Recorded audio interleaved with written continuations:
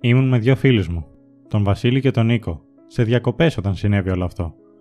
Ήμασταν σε ένα απομονωμένο μέρος της Ελλάδας, κάπου που δεν εμφανίζεται στους χάρτες για κάποιο λόγο, ταξιδεύοντας σε μια μεγάλη διαδρομή, με το ενοικιαζόμενο αυτοκίνητό μας, αναζητώντας την επόμενη μεγάλη πόλη για πάρτι. Αφού αρχικά είχαμε σχεδιάσει να οδηγήσουμε όλη τη νύχτα, καταλάβαμε ότι είχαμε χάσει το δρόμο μας και ήταν πολύ σκοτεινά για να συνεχίσουμε. Οπότε σταματήσαμε σε ένα βενζινάδικο για οδηγίες, για το πού θα μπορούσαμε να μείνουμε. Ο γέρος μας έδωσε ένα παλιό φυλάδιο ενός γειτονικού χωριού και επέμενε να το επισκεφθούμε. Δεδομένου ότι είχαμε χαθεί εντελώς, δεν είχαμε άλλη επιλογή. Κάτι διαφορετικό σκεφτήκαμε, αλλά πόσο διαφορετικό δεν θα μπορούσαμε ποτέ να μαντέψουμε. Καθώς κάναμε την επόμενη αριστερή στροφή και αρχίσαμε την οδήγηση στο σκοτεινό δρόμο. Η μόνη μορφή διανομής εκεί ήταν κάτι από απομακρυσμένες καλύβες, χωρισμένες μεταξύ τους, για να έχει την ησυχία σου, σκεφτήκαμε. Η καλύβα βέβαια είχε μπάνιο, κουζίνα, ένα κρεβάτι διπλό και ένα κρεβάτι μονό.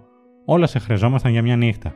Ο Νίκος κέρδισε στο κοροναγράμματα και πήρε το μονό κρεβάτι. Οπότε ο Βασίλης και εγώ θα μοιραζόμασταν το διπλό. Ο Νίκος ροχαλίζει, έτσι κι αλλιώς. Οπότε ήμουν μια χαρά με αυτό. Ένα χαρακτηριστικό της καλύβας που με φόβιζε ήταν το μεγάλο τετράγωνο παράθυρο χωρίς κουρτίνα, που έπιανε σχεδόν όλο τον κενό τοίχο. Με ενοχλούσε ειδικά τώρα γιατί ήταν νύχτα και όλο το φως ήταν από μέσα, οπότε ήταν σαν κάποιο είδους διάφανο καθρέφτη. Όποιος φοράει μαύρα θα μπορούσε άνετα να μας κοιτάζει απ' έξω χωρίς να τον προσέξει κανείς μας. Κάναμε σχέδια για να βγούμε εκείνο το βράδυ στο μπαρ του χωριού, να πιούμε ποτά και να πούμε καμιά ιστορία και να δούμε πώς μας οδηγεί η νύχτα. Συμφωνήσαμε να αφήσουμε το κλειδί κάτω από ένα βράχο στην μπροστινή βεράντα, και αν χωριστούμε, όποιος ερχόταν πρώτος στο σπίτι θα άφηνε την πόρτα ανοιχτή για να μπουν οι υπόλοιποι. Γιατί δεν το λες πιο δυνατά για να μας ακούσουν όλοι που το κρύβουμε? Αστιάστηκε ο Βασίλης. Ο Νίκος βρήκε την ευκαιρία να το φωνάξει δυνατά. Μπορούσαμε να ακούσουμε την ηχό του κιόλας. Ευτυχώς η καλύβα μας ήταν απομονωμένη και δεν υπήρχε κανένας κοντά, σκέφτηκα καθώς ξεκινήσαμε να φεύγουμε. Ήταν μια εκπληκτικά διασκεδαστική βραδιά στο μπαρ. Δεν το περίμενα.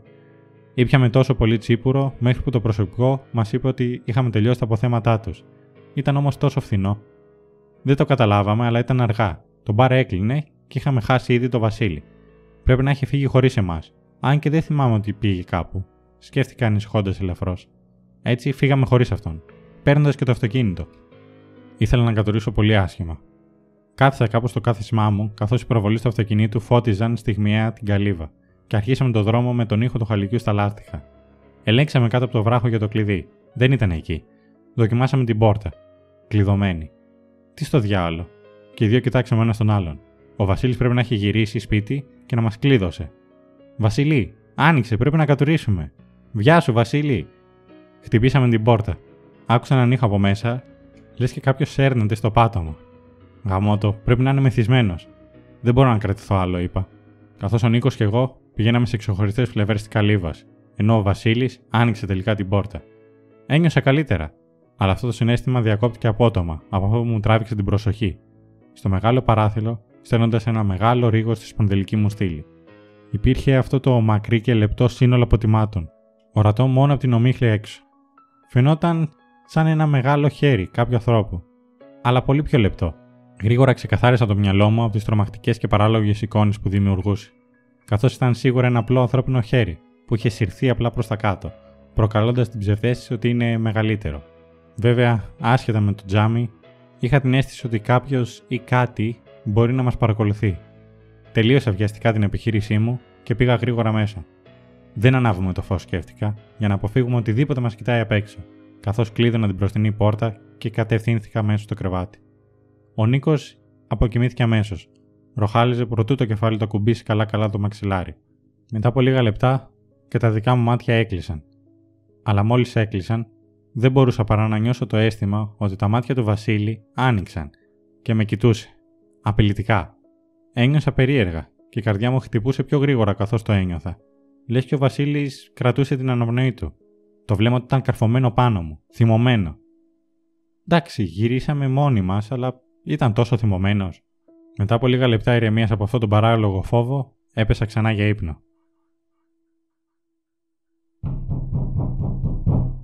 Άνοιξε, είπες ότι δεν θα κλειδώσεις.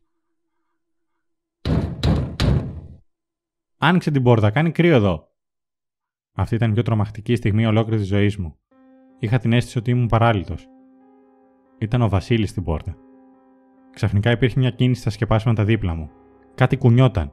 Σηκώθηκα γρήγορα και έτρεξα στην πόρτα. Ο Νίκος είχε ξυπνήσει και έφτανε στην τρομακτική συνειδητοποίηση όπως και εγώ. Βγήκαμε αμέσως και τρέξαμε για το αυτοκίνητο. Ούτε μια φορά δεν κοιτάξαμε πίσω. Έβαλα μπρος το αυτοκίνητο και φώναξα στον Βασίλη να μας ακολουθήσει. Αλλά δεν ήξερε τι είχε συμβεί. Ήταν ακόμα στραμμένο στο δωμάτιο. Και άνοιξε το φως για να δει μέσα.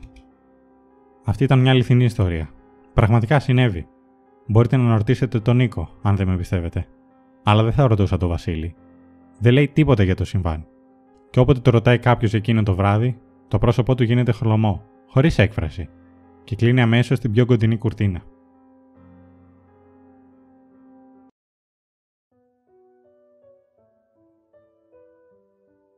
Μόλις μετακόμισα με την κοπέλα μου, περίπου πριν από 1 μήνα. Αφού το συζητήσαμε, συμφωνήσαμε ότι θα μείνουμε μαζί στο σπίτι μου, γιατί είναι πιο κοντά στις δουλειές μας. Ήμασταν τόσο χαρούμενοι μαζί, αλλά έπρεπε να αφήσουμε πολλά από τα επιπλά μας και τα πράγματά μας, επειδή δεν υπήρχε αρκετός χώρος. Για να διευκολύνω την κατάσταση, νίκησα μια μονάδα αποθήκευσης. Φαινόταν αρκετά απλό. Θα μπορούσαμε απλώς να τη χρησιμοποιήσουμε για να κρατήσουμε τα επιπλέον πράγματα, μέχρι να μετακομίσουμε κάπου με περισσότερο χώρο, ή να πουλήσουμε μερικά από αυτά. Βρήκα ένα μέρος λίγο έξω από την πόλη, που νίκιαζε αποθήκες και έκλεισα μια καλή συμφωνία. Ο ιδιοκτήτης ήταν ένας αρκετά χαλαρός ηλικιωμένος άντρας, με το όνομα Λάζαρος. Ρώτησα αν θέλαμε η εταιρεία να καθαρίσει τη μικρή αποθήκη πριν φτάσουμε εκεί. Σύμφωνα με τον ίδιο, δεδομένου ότι δεν είχε εύκολα διαθέσιμες κοινές μονάδες, αυτή που μας πρόσφερε είχε χρησιμοποιηθεί στο παρελθόν και έκτοτε δεν είχε καθαριστεί. Τα αρχεία έδειχναν ότι δεν υπήρχε καμία επαφή με τον κάτοχο ή δραστηριότητα στο λογαριασμό του για πάνω από 10 χρόνια. Η υπάρχουσα συμφωνία με τη μονάδα είχε λήξει πριν από 5 χρόνια. Οπότε δεν είχε κανένα πρόβλημα να μας την νοικιάσει. Δεδομένου ότι υπήρχε χρέωση για το άδειασμα, είπα στο Λάζαρο όχι ευχαριστώ. Οι φίλοι μου και εγώ δεν είχαμε θέμα να καθαρίσουμε τη μονάδα, ειδικά αν σκεφτείς ότι τυχόν αντικείμενα που θα βρίσκαμε μέσα ανήκουν νομικά σε όποιον κατέχει την τρέχουσα μίσθωση. Δεν θα πω ψέματα, ήμουν πολύ ενθουσιασμένος. Ένιωθα λες και έπαιζα κυνήγι θησαυρού και ήθελα να πάω να δω τι ήταν μέσα. Τι θα βρούμε μέσα? Οι πιθανότητες ήταν ατελείωτες. Θα μπορούσαν να είναι κάποια κοσμήματα που θα μπορούσαμε να πουλήσουμε, ίσως να θέλαμε να τα κρατήσουμε. Σπάνιες κάρτες ή κάτι άλλο συλλεκτικό που θα άξιζαν ίσως μια περιουσία. Κάποιο παλιό πίνακα που ίσως ήταν ένα πρωτότυπο. Ακόμα και μερικά έπιπλα που θα μπορούσαμε να τα πουλήσουμε και να βγάλουμε κάποια χρήματα.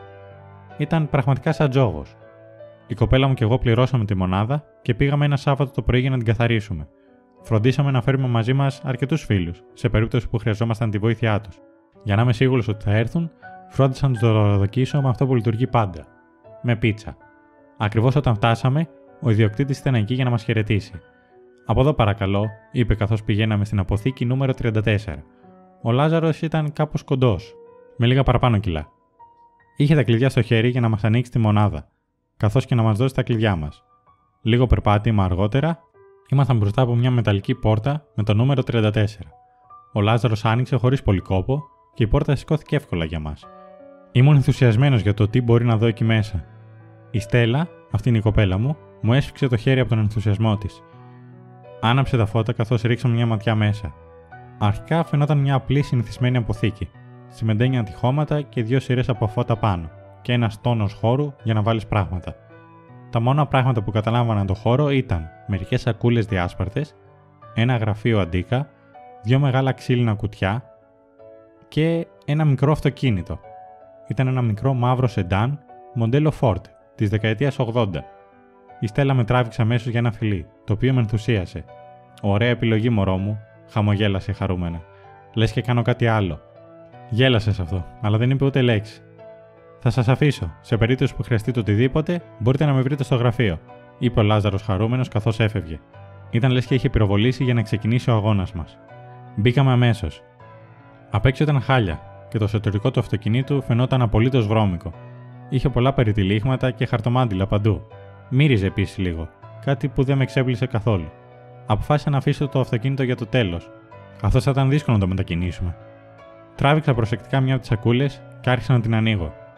Δεν ήταν πραγματικά βαριά. Λίγο πριν μπορέσω να την ανοίξω, με φώναξε η κοπέλα μου. Μιχάλη, νομίζω ότι πρέπει να ρίξει μια ματιά σε αυτό, είπε. Ακουγόταν ανήσυχη. Πήγα αμέσως να τη δω.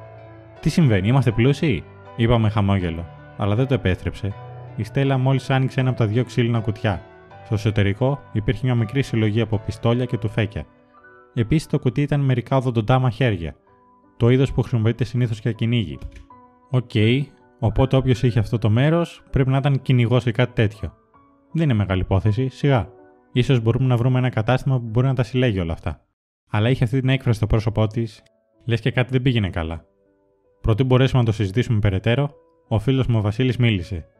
Φίλοι, αποκλείεται, ελάτε να το δείτε. Θα μπορούσατε να τα βγάλετε αρκετά καλά λεφτά με αυτό. Μπράβο, είπα. Γρήγορα πήγα στο Βασίλη, ο οποίος στεκόταν δίπλα στο παλιό γραφείο. Τα ρολόγια αξίζουν σίγουρα πολλά λεφτά. Χαμογέλασα, είδα γιατί μιλούσε. Σε ένα από τα ανοιχτά συρτάρια υπήρχαν περίπου 20 διαφορετικά ρολόγια. Μερικά από αυτά φαινόντουσαν αρκετά ακριβά. Τα περισσότερα ήταν χειρός, με 2-3 να είναι ρολόγια τσέπης. 2 από αυτά ήταν ακόμη και Rolex, σύμφωνα με την ετικέτα βέβαια. Ήμουν πολύ χαρούμενος. Άρχισα να τα βγάζω από το συρτάρι και να τα κουμπάω στο γραφείο, ώστε να μπορώ να τα πάρω μαζί μας. Τότε άρχισα να κοιτάω και τα άλλα συρτάρια, για να δω τι θα μπορούσα να βρω. Ανοίγοντας το επόμενο συρτάρι, μπερδεύτηκα λίγο. Δεν υπήρχαν ρολόγια ή τιμαλφή εδώ. Είχε απλά παλιές άδειες οδήγησης. Σύμφωνα με τις ημερομηνίες, ήταν τουλάχιστον 10 ετών. Οι άνθρωποι στους οποίους ανήκαν ήταν αρκετά διαφορετικοί. Νέοι, ηλικιωμένοι, άντρες, γυναίκες. Γιατί κάποιος θα τα χρειαζόταν όλα αυτά, και γιατί τα κρατούσε. Μιχάλη, η Στέλλα φώναξε. Η φωνή της φαινόταν πολύ πιο φοβισμένη από τη τελευταία φορά. Τι είναι αυτά? Καθώς την πλησίασα, δεν μπορούσα παρά να νιώσω λίγο ένταση. Κάτι πήγαινε λάθος. Στεκόταν δίπλα στη σακούλα που θα άνοιγα. Φαινόταν φοβισμένη. Της έδωσα αμέσως ένα φιλί και μια αγκαλιά, για να την κάνω να νιώσει καλύτερα, τα οποία δέχτηκε με χαρά. Όταν τη φίλησα όμως, μπορούσα να νιώσω πόσο άβολα ήταν. Τι είναι αυτό, ρώτησα. Τώρα άρχισε πραγματικά να με ανησυχεί. Η Στέλλα φαινόταν χλωμή, τρομοκρατημένη. Δεν είπε τίποτα, αλλά έσκυψε και έβγαλε κάτι από την κόκκινη σακούλα. Έμοιαζε σαν μια στίβα από πιστωτικές κάρτες ή κάτι τέτοιο. Δεν μπορούσα να δω. Εδώ, δες. Ήταν το μόνο που είπε καθώς κοίταξα ότι ήταν. Ήταν μια στίβα από παλιές φωτογραφίες Polaroid. Το είδος που βγαίνει αμέσως από τη φωτογραφική. Καθώς κοίταζα τις φωτογραφίες, ένιωσα σαν να είχα κάνει ένα κρύο ντουζ. Στην αρχή, οι εικόνες ήταν απλώς τυχαία πράγματα. Ένας χώρος από μια κατασκήνωση. Ένα σπίτι, ένα minivan, ένα αυτοκίνητο, τέτοια πράγματα. Μια από τις φωτογραφίες ήταν του ίδιου αυτοκινήτου που βρισκόταν στη μονάδα μας. Στην εικόνα βέβαια ήταν πολύ πιο καθαρό. Τότε άρχισαν να εμφανίζονται τυχαίοι άνθρωποι. Άτομα έξω που περπατούσαν ή ψάρευαν, και σε κάποια ακόμη πιο ανεκκληστική φωτογραφία, μερικοί από αυτούς έμοιαζαν να κοιμούνται. Τότε οι εικόνες έγιναν πιο περίεργες. Στις εικόνες άρχισαν να εμφανίζονται κάτι τύποι με μάσκες. Στις περισσότερες φωτογραφίες φαινόντουσαν μερικά από τα μαχαίρια και τα όπλα που είχαμε δει στο σεντούκι. Μπορούσα να ακούσω την καρδιά μου να χτυπάει δυνατά, αλλά προσπάθησα να πάρω μια βαθιά ανάσα για να ηρεμήσω. Αυτό πρέπει να είναι απλά ένα αστείο, σωστά? Μόνο ένας τρόπος υπάρχει να το μάθουμε. Έτσι, συνέχισα να κοιτάω τις φωτογραφίες. Κάποιοι από τους ανθρώπους που είχαν φωτογραφηθεί πριν εμφανίστηκαν ξανά. Αλλά τώρα δεν είχαν φωτογραφηθεί τυχαία. Αυτή τη φορά ήξεραν ότι κάποιος του τραβούσε φωτογραφία και τους τρόμαζε. Δεν χρειάστηκε να μου το πει κάποιος, αλλά ένιωθα ότι ήταν υπό την απειλή κάποιου ή κάτι παρόμοιο. Θα μπορούσε σχεδόν να νιώσει το φόβο στα μάτια τους. Μερικοί από αυτούς έμοιαζαν να έχουν ξυπνήσει ξαφνικά, και άλλοι να έχουν τρομάξει ενώ γύρισαν απότομα. Προσπάθησα να πω στον εαυτό μου ότι ήταν απλά ένα άρρωστο αστείο, αλλά δεν φαινόταν να λειτουργεί. Κάτι μέσα μου δεν το πίστευε. Ακριβώς όταν είχα στο μυαλό μου ότι δεν θα μπορούσε να γίνει χειρότερο, έγινε. Τώρα υπήρχαν εικόνες αμέτρων ανθρώπων. Άντρες, γυναίκες, ολόκληρες οικογένειες, να μοιάζουν σαν να κρατιούνται όμοιροι ή κάτι τέτοιο. Όλοι τους ήταν δεμένοι με σκηνή, πάντα. Χωρίς αμφιβολία ήταν το πιο τρομακτικό πράγμα που έχω δει ποτέ. Εκείνοι με τις μάσκες είχαν στρίψει για να ποζάρουν στη φωτογραφική, με τον ίδιο τρόπο που ένας ψαράς ή ένας κυνηγός ποζάρει με ό,τι έχει πιάσει. Καθώς συνέχισα, ήταν αναμφισβήτητο ότι αυτές οι φωτογραφίες δεν ήταν αστείο. Δεν θα σας πω τι είδα ακριβώς στις τελευταίες φωτογραφίες. Ελπίζω πραγματικά, αν έχετε δει κάτι παρόμοιο, να ήταν μόνο σε μια ταινία. Με μια αίσθηση στο στομάχι μου, κατάλαβα κάτι. Είχα δει μερικούς από αυτούς τους ανθρώπους ξανά, πριν μια στιγμή. Ήταν οι εικόνες από τα διπλώματα οδήγησης. Αμέσως έριξα τις φωτογραφίες στο πάτωμα. Διασκορπίστηκαν, αλλά δεν το παρατήρησα. Ένιωσα τα χέρια μου. Ήταν σαν να είναι βρώμικα. Τα κοίταξα, λες και είναι μολυσμένα, κάτι τέτοιο. Μην αγγίξετε τίποτα άλλο, είπα σε όλους όσους ήταν στην αποθήκη. Μην δείτε τις φωτογραφίες. Η Στέλλα και εγώ θα γυρίσουμε σύντομα. Χωρίς να κοιτάξω καν, Άρπαξα το χέρι της και πήγα κατευθείαν στο γραφείο του Λάζαρου. Χωρίς χτύπημα στην πόρτα, μπήκα μέσα. Θέλουμε τα χρήματά μας πίσω. Δεν πληρώσαμε για ό,τι σκατά είναι εκεί μέσα. Τι? Έμεινε εκεί έκπληκτος. Κάλεσε την αστυνομία και κοίταξε τις φωτογραφίες που βρήκαμε. Η Στέλλα στάθηκε δίπλα μου, σιωπηλή. Το χέρι της στο δικό μου. Κάλεσε αμέσως την αστυνομία και πες τι συνέβη. Τότε ο Λάζαρος μας ακολούθησε στην αποθήκη. Η αντίδρασή του ήταν το ίδιο με τη δικιά μας. Η αστυνομία έφτασε και τους είπαμε τι βρήκαμε. Ο Λάζαρος έδωσε όλα τα αρχεία που είχε για αυτό το λογαριασμό. Λόγω των συμφωνιών εμπιστευτικότητας, ειλικρινά δεν είχε ιδέα τι μπορούσε να είναι μέσα στις αποθήκες του. Οι αστυνομικοί μας είπαν ότι αν θέλουμε μπορούν να μας ενημερώσουν για ό,τι βρουν. Πήραμε τα χρήματά μας πίσω και φύγαμε. Περιττό να το πω, αλλά βρήκαμε μια άλλη αποθήκη να χρησιμοποιήσουμε. Πριν από μερικές μέρες λάβαμε μια ενημέρωση. Μερικές από τις παλιές άδειες οδήγησης ταιριάζουν με μερικές περιπτώσεις αγνοωμένων. Ενώ αμφιβάλλω ότι είναι σε θέση, ελπίζω να ανακαλύψουν ποιος είχε αυτή τη μονάδα πριν από μένα και τι συνέβη στους ανθρώπους που βρήκαμε.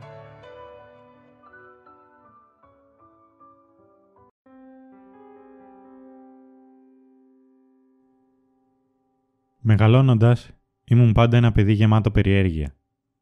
Πάντα αναρωτιόμουν τι ήταν πίσω από όλες τις πόρτες που ήταν μόνο για προσωπικό, ή στους φακέλους που έγραφαν απόρριτο πάνω τους. Δεν έπρεπε να είναι κάτι μυστικό για να τραβήξει την προσοχή μου, έπρεπε απλώς να μην έχω πρόσβαση σε αυτό, για να με κάνει να αναρωτιέμαι. Καθώς μεγάλωσα, η περιέργειά μου έγινε ισχυρότερη, τόσο πολύ που όταν ήρθε η ώρα να πάω στο πανεπιστήμιο, επέλεξα την επιστήμη των υπολογιστών. Παρά το γεγονός ότι οι περισσότερες εργασίες πληροφορικής και προγραμματισμού γίνονται από τρίτους. Το μόνο που με ενδιέφερε ήταν ότι ως προγραμματιστής θα έβλεπα το πίσω από τα παρασκήνια τη μεγαλύτερη συλλογή πληροφοριών στον κόσμο, το διαδίκτυο. Έτσι το σκεφτόμουν τουλάχιστον. Αυτή η φυσική περιέργειά μου ήταν η αιτία της αλυσίδας των γεγονότων που με έκανε να σκοτώσω έναν άστεγο άντρα. Όχι άμεσα, δεν ήθελα να το σκοτώσω ή συγκεκριμένα κάποιον, αλλά εκείνη τη στιγμή έμοιαζε με τη μόνη διέξοδο. Πώς αλλιώς θα ήμουν σίγουρος ότι θα μ' άφηνε ήσυχο? Εν πάση περιπτώσει, ξεκίνησε στο λεωφορείο. Τότε ήμουν ακόμα στο πανεπιστήμιο, ένα αρκετά μεγάλο πανεπιστήμιο στην πόλη. Μέχρι να τελειώσουμε τα μαθήματα, είχε πάει περίπου 6 το απόγευμα και ήμουν εξαντλημένος, με ελάχιστη ενέργεια για να φτάσω σχεδόν στο άδειο λεωφορείο. Εκτός από τον οδηγό, υπήρχε ένα έφηβο ζευγάρι που καθόταν πίσω, βλέποντας κάτι στο κινητό τους, και μια ηλικιωμένη γυναίκα που καθόταν κοντά στον οδηγό, διαβάζοντας ένα βιβλίο. Φυσικά, προχώρησα και έκατσα κάπου στη μέση του λεωφορείου, απομακρύνοντας τον εαυτό μου ομοιόμορφα μακριά από όλους. Έβαλα τα ακουστικά μου και άρχισα να κοιτάζω έξω από το παράθυρο, κυρίως σε απόσταση. Καθώς το λεωφορείο περνούσε από το κέντρο της πόλης, άρχισα να κοιτάω τα ψηλά κτίρια. Ονειρευόμουν ένα γωνιακό γραφείο σε κάποια από αυτά, κάποια μέρα. Ξαφνικά είδα μια σιλουέτα ενός κοριτσιού να αναδύεται. Ήταν σκοτεινή και διάφανη. Το κορίτσι κοίταζε κάτι. Η πρώτη μου σκέψη ήταν ότι στεκόταν πίσω μου. Αλλά έβλεπα την αντανάκλασή της στο παράθυρο. Γύρισα γρήγορα, αλλά κανείς δεν υπήρχε πίσω μου. Κοίταξα γύρω. Το ζευγάρι ήταν ακόμα εκεί, όπως και η γιαγιά μπροστά, διαβάζοντας ενεργικά το βιβλίο της. Δεν ήξερα τι να κάνω. Το να το πω θα φαινόταν παράξενο. Έτσι κι αλλιώς, μάλλον θα ήταν απλώς ένα κόλπο που έπαιζε ο εγκέφαλός μου, ως εκδίκηση για τα 6 σερί μαθήματα που είχα και τη μεγάλη νύχτα χθες ενώ έπαιζα με φίλους. Ηρεμώντας τον εαυτό μου, γύρισα σιγά σιγά. Το κορίτσι ήταν ακόμα εκεί. Δεν είχε κουνηθεί, ούτε με κοίταζε. Κοίταζε το άδειο κάθισμα δίπλα μου. Γύρισα για άλλη μια φορά για να ελέγξω το κάθισμα, αλλά δεν βρήκα κάτι. Κοίταξα πίσω στο παράθυρο. Το κορίτσι δεν κουνήθηκε ούτε ένα εκατοστό. Το ήρεμο πρόσωπό της μου φαινόταν πιο τρομακτικό από οποιαδήποτε άλλη έκφραση που θα μπορούσε να φανταστεί κανείς. Φαινόταν νέα, ίσως 12 χρονών περίπου, φορώντας, όσο μπορούσα να δω τουλάχιστον, ένα γκρίζο φούτερ. Δεν μπορούσα να δω πολλά περισσότερα, αλλά δεν φαινόταν να είναι από το παρελθόν, όπως θα φανταζόταν κανείς ότι είναι ένα φάντασμα. Τα μαύρα μάτια της ήταν κλειδωμένα στο ίδιο σημείο. Προσπάθησα όσο το δυνατόν περισσότερο να εντοπίσω τι κοιτούσε. Ήταν λες και δεν ήμουν καθόλου εκεί. Δεν με κοίταζε καν. Αλλά βαθιά μέσα μου ένιωσα ότι ήθελε να δω ό,τι έβλεπε εκείνη. Τελικά κοίταξα το κενό ενδιάμεσα στα καθίσματα και βρήκα μια κάρτα μνήμης. Ήταν μικρή, από αυτές που βάζουμε στα smartphone. Όταν γύρισα, το κορίτσι δεν ήταν πια εκεί. Αυτό έπρεπε να ήταν. Ήθελε να βρω την κάρτα. Ακόμα φοβισμένος από τη σιλουέτα που μόλις είδα, άρχισα να σκέφτομαι ότι θα ήταν απλώς μία σύμπτωση. Να ήταν όλα στο μυαλό μου. Εξάλλου, πόσα φαντάσματα γνωρίζετε να είναι ντυμένα με μοντέρνα ρούχα και να αποκαλύπτονται για να σας βοηθήσουν να βρείτε μία κάρτα μνήμης. Όταν έφτασα στο σπίτι, ήταν ήδη 9. Η βροχή που σκεφτόμουν θα ξεκινήσει πολύ νωρίτερα, μόλις άρχισε και μπορούσα να δω τις αστραπές, ακόμα και με τα ρολά κλειστά. Ζούσα μόνος σε ένα διαμέρισμα με ένα υπνοδωμάτιο που η γιαγιά μου είχε αφήσει στην οικογένειά μου όταν πέθανε. Αυτό το μέρος ήταν ο κύριος λόγος που απομακρύνθηκα από τους δικούς μου. Ήταν η πρώτη μου προσπάθεια στην ανεξάρτητη ζωή. Μου άρεσε πολύ από τότε που ήμουν μικρός κιόλας. Ήταν ανάμεσα σε άλλες πολυκατοικίες και δέντρα, έτσι το φως σχεδόν ποτέ δεν περνούσε. Επιπλωμένο σε κλασικό στυλ.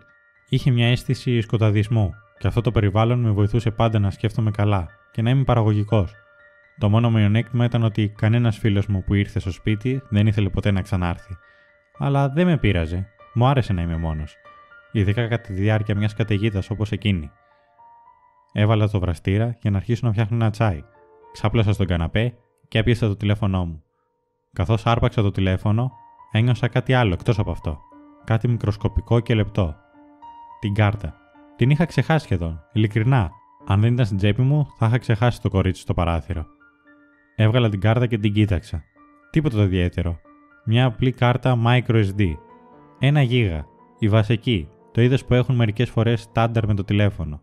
Το είδος που αλλάζεις για κάτι καλύτερο την ίδια μέρα που παίρνεις το τηλέφωνο. Το είδος που βρίσκεται στο σιρτάρι του γραφείου σου εδώ και χρόνια και δεν έχει χρησιμοποιηθεί ποτέ. Ο βραστήρας χτύπησε και πήγα να φτιάξω ένα φλιτζάνι μαύρο τσάι με λίγο λεμόνι. Τίποτα κατά τη γνώμη μου δεν είναι καλύτερο από το να πίνεις ζεστό τσάι σε ένα κρύο βροχερό βράδυ.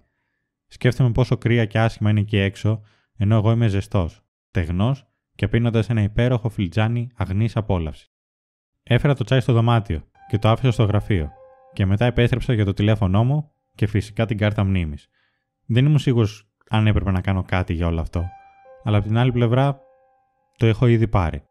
Δεν είναι λες και μπορώ να πάω να τη δώσω πίσω, ή μπορώ. Η φυσική μου περιέργεια κέρδισε.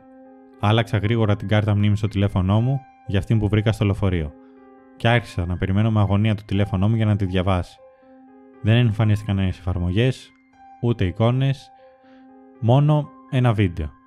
Η μικρογραφία ήταν μαύρη, έτσι μπορούσα να μαντέψω μόνο ότι ήταν μέσα. Μετά από λίγα δευτερόλεπτα, διστακτικά αποφάσισα να ανοίξω το αρχείο. Η οθόνη ήταν μαύρη. Δεν συνέβαινε τίποτα για τα πρώτα 5 δευτερόλεπτα. Ξαφνικά άκουσα μια έντονη αναπνοή. Άκουσα κάτι να ξύνεται και τελικά μια κραυγή για βοήθεια. «Βοήθησέ με, κάποιος, σε παρακαλώ. Αυτό δεν είναι αστείο πια». Η φωνή ακουγόταν απελπισμένη και δυνατή. Ήταν όμως αρκετά λεπτή, λες και ανήκει σε παιδί. Ίσως ακόμα και στο κορίτσι που είδα. Ξαφνικά η οθόνη έγινε πράσινη, όπως όταν ένα βίντεο γυρίζει σε υπέρυθρες. Τώρα μπορούσα να τη δω.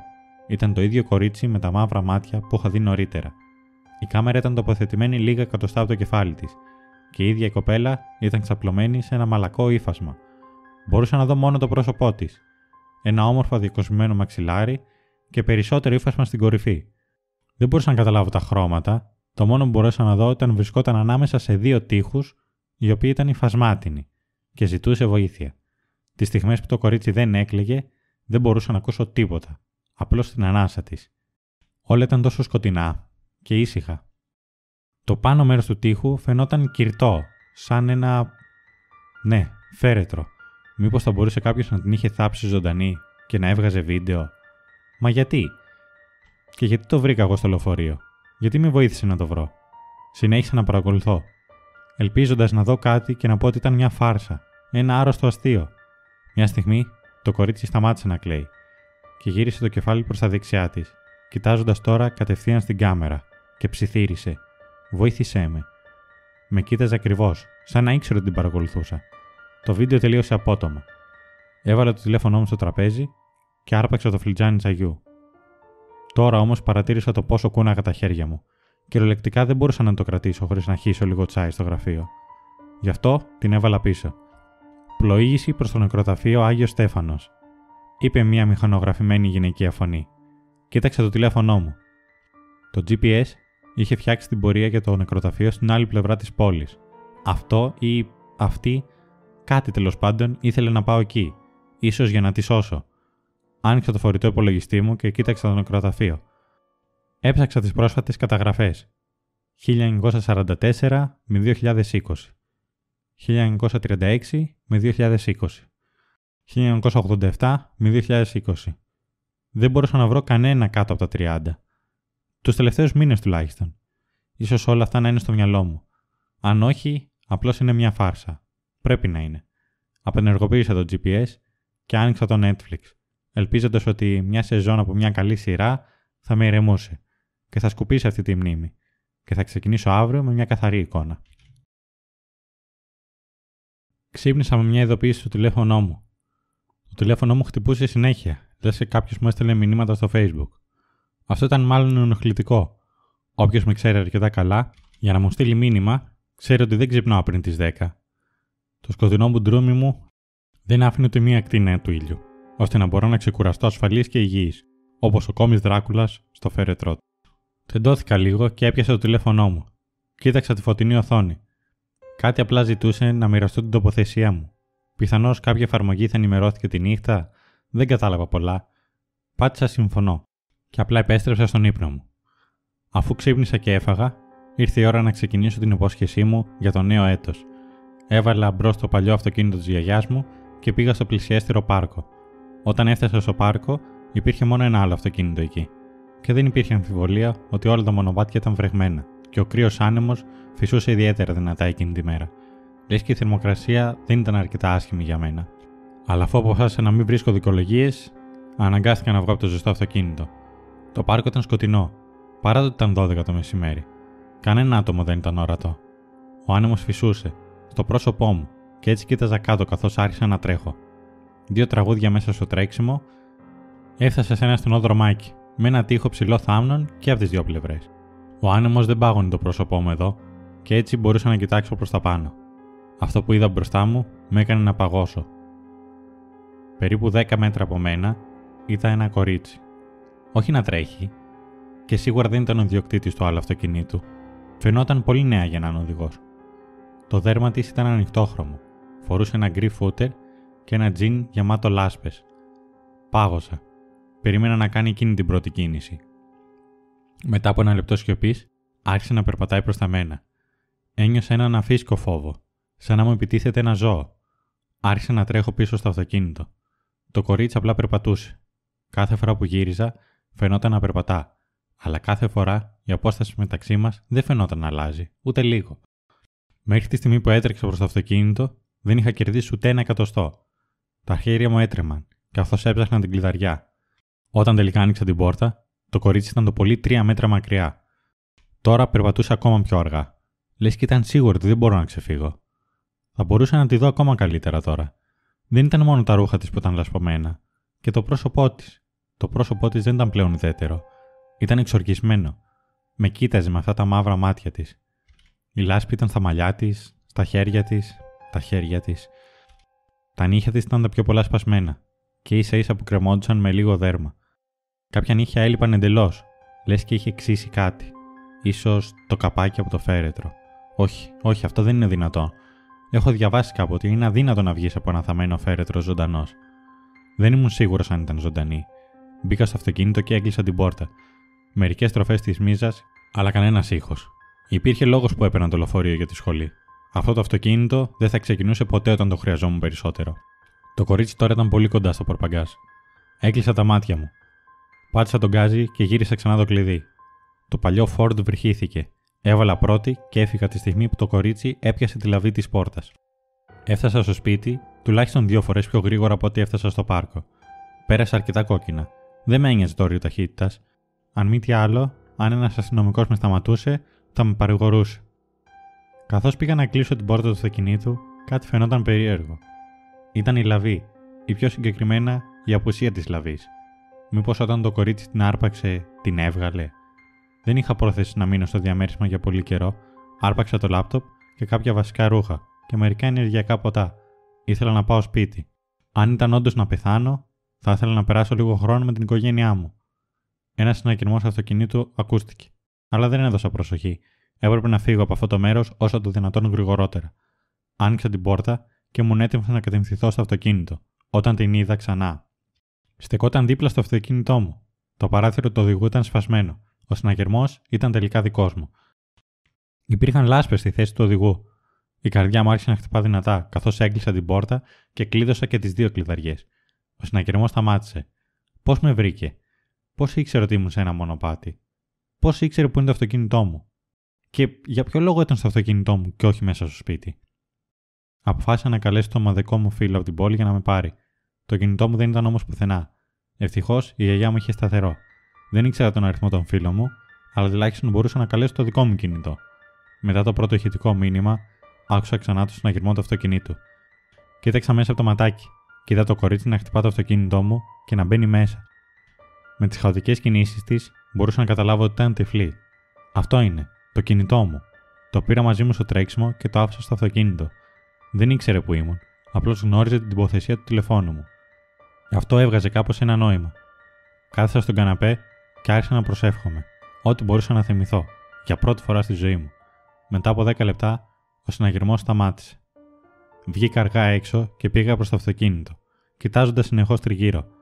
Όταν άνοιξα την πόρτα, υπήρχαν γυαλιά και χώμα παντού. Έβγαλα ό,τι μπορούσα από το κάθισμα και ξεκίνησα τον κινητήρα. Δεν ήξερα για πόση ώρα θα με άφηνε μόνο μου, και αν το τηλέφωνο ήμουν ο μοναδικός τρόπος για να με βρει, δεν ήθελα να παίξω με τις πιθανότητές μου. Γι' αυτό αποφάσισα να φύγω από την πόλη και να επιστρέψω στην οικογένειά μου. Είχε πολύ κίνηση στο δρόμο και ήμουν στο φανάρι. Το τηλέφωνο μου ήταν απενεργοποιημένο και συνέχεια κοιτούσα τον καθρέφτη προς τα πίσω. Περίμενα κάτι να πεταχτεί, κάτι να με τρομάξει. Βοήθησέ με, νεαρέ, είπε ο γέρος. Ποτέ δεν μιλούσα με άστεγους στο φανάρι. Δεν θα άνοιγα καν το παράθυρο, αλλά από τη στιγμή που δεν είχα καν παράθυρο, ο άντρας με πλησίασε ανεπιθύμητα. Με συγχωρείτε, είπα προσπαθώντας να ενώσω τις σκέψεις μου και να επιστρέψω στην πραγματικότητα. Έχεις καθόλου ψηλά ή φαγητό? Παρακαλώ, είπε ο άντρας. Έμοιαζε πολύ ευχάριστος. Το είδος του άντρα που θα μπορούσε να παίξει τον Άγιο Βασίλη, αν έπλαινε τα γένια του και έβαζε μερικά κιλά. Το πρόσωπό του ήταν πολύ ευγενικό. Εγώ θα σου δώσω κάτι καλύτερο, είπα, κοιτάζοντας το τηλέφωνό μου. Έλα, πάρ' το. Έδωσα στον άστεγο άντρα το τηλέφωνό μου. Δεν έχω ψηλά, αλλά σίγουρα μπορείς να το πουλήσεις για κάποια χρήματα. Έτσι του είπα. Ο άντρας με το γνήσιο χαμόγελο με ευχαρίστησε. Προσπάθησα να κοιτάξω μακριά. Ντρεπόμουν τόσο πολύ. Τον είχα βάλει σε κίνδυνο. Αλλά το μόνο που μπορούσα να σκεφτώ ήταν το κορίτσι που ήταν σίγουρα πίσω μου, στα χνάρια μου. Το κορίτσι που κατάφερε να βγει έξω από τον τάφο της και θα μπορούσε εύκολα να μπει στο αυτοκίνητό μου. Καθώς τελικά έφτασα στον αυτοκινητόδρομο, το μόνο που μπορούσα να σκεφτώ ήταν ότι ο γέρος θα πουλήσει το τηλέφωνο σε κάποιον που άξιζε να πεθάνει, ή σε κάποιον που απλά θα το πετούσε, ή θα τον ανακύκλωνε. Αυτές οι σκέψεις με άφηναν κάπως να ηρεμήσω από τις ενοχές μου. 6 μήνες αργότερα ήμουν σε μια μεγάλη εταιρεία, σε κάποια άλλη πόλη, ακόμα μακριά από τους γονείς μου, αλλά ευτυχώς μακριά και από την πόλη που έμενα τότε. Θα έκανα διάλειμμα για μεσημεριανό, αλλά χτύπησε το τηλέφωνό μου. Ο κωδικός ήταν από την παλιά μου περιοχή. Άρχισα να νιώθω ένα ρίγος στη σπονδυλική μου στήλη, καθώς οι αναμνήσεις των χειμερινών γεγονότων εμφανίστηκαν ξανά. Το όνομά μου είναι Αξιωματικός Ανδρέου, είπε η φωνή. Πιστεύω ότι έχουμε ανακτήσει το τηλέφωνό σας και θα θέλαμε να σας κάνουμε μερικές ερωτήσεις. Ο αστυνομικός μου ζήτησε να πάω στο αστυνομικό τμήμα εκεί, το συντομότερο δυνατό. Ανησυχώντας για το τι ήθελε η αστυνομία μαζί μου, πήγα στην πόλη, την ίδια μέρα κιόλας. Ήμουν στο γραφείο, ενός από τους αστυνομικούς. Πες μου τι συνέβη στο τηλέφωνό σου. Το έχασα, μουρμούρισε. Πού? Κοντά στο σπίτι μου. Έπρεπε να βγάζω τα σκουπίδια ή να έτρεχα και δεν το πρόσεξα να πέφτει. Φαινόταν απογοητευμένος. Όχι μαζί μου, αλλά με τις απαντήσεις μου. Θα ήλπιζε μάλλον για περισσότερα στοιχεία. Βρήκαμε το τηλέφωνό σας σε έναν ηλικιωμένο άστεγο, είπε. Δεν υποθέτω ότι το γνωρίζεις, αλλά παρόλα αυτά θα μπορούσε να δεις κάποιες φωτογραφίες και να μου πεις αν τον έχεις δει ποτέ. Προχώρησε ώστε να μου δώσει ένα φάκελο, αλλά σταμάτησε την τελευταία στιγμή. Αυτές οι εικόνες είναι πολύ γραφικές. Δεν χρειάζεται να τις δεις αν δεν θέλεις, με προειδοποίησε. Είναι εντάξει, απάντησα, παίρνοντας το φάκελο. Η περιέργειά μου πάλι δεν με άφησε να πω όχι. Μέσα ήταν 3 εικόνες. Μόλις με την πρώτη ματιά μπορούσα να πω ότι ήταν ο ίδιος τύπος που είχα δώσει στο τηλέφωνό μου. Πρώτη φωτογραφία βρισκόταν στο έδαφος. Στη δεύτερη ήταν ένα κοντινό στο πρόσωπό του. Τα μάτια του ήταν ανοιχτά και τελείως μαύρα, όπως και στο κορίτσι. Τα μαλλιά και τα γένια του ήταν μαύρα και βρώμικα. Τόσο πολύ που δεν μπορούσα να πω ότι ήταν γκρι πλέον. Στην τρίτη εικόνα ήταν ένα από τα χέρια του. Όλα τα αιματηρά και χαμένα νύχια του και μερικά δάχτυλα που είχαν λυγίσει με αμφίσικο τρόπο, σαν να ήταν σπασμένα. «Του έκανες ό,τι σου έκαναν», ψιθύρισα. «Τι είπες?» ρώτησε ο αξιωματικός. Τίποτα, αστυνομικέ. Δεν έχω δει ποτέ αυτόν τον άντρα», απάντησα. Έφυγα από την πόλη σιωπηλά. Ήμουν θυμωμένος με τον εαυτό μου, με το κορίτσι, την κάρτα μνήμης. Δεν ήξερα καν αυτό το γέρο. Δεν ξέρω που είναι θαμμένος. Δεν μπορώ να του στείλω λουλούδια ή να τον ευχαριστήσω, αλλά θα του χρωστάω για πάντα, γιατί πήρε τη μοίρα μου πάνω του. Από εκεί και πέρα πέρασα αρκετό χρόνο με εθελοντικές εργασίες στις κουζίνες της εκκλησίας και κατέληξα να αλλάξω σχολή και να γίνω κοινωνικός λειτουργός, δουλεύοντας με άστεγους, προσπαθώντας να ξεπληρώσω το χρέος μου σε αυτόν τον γέρο.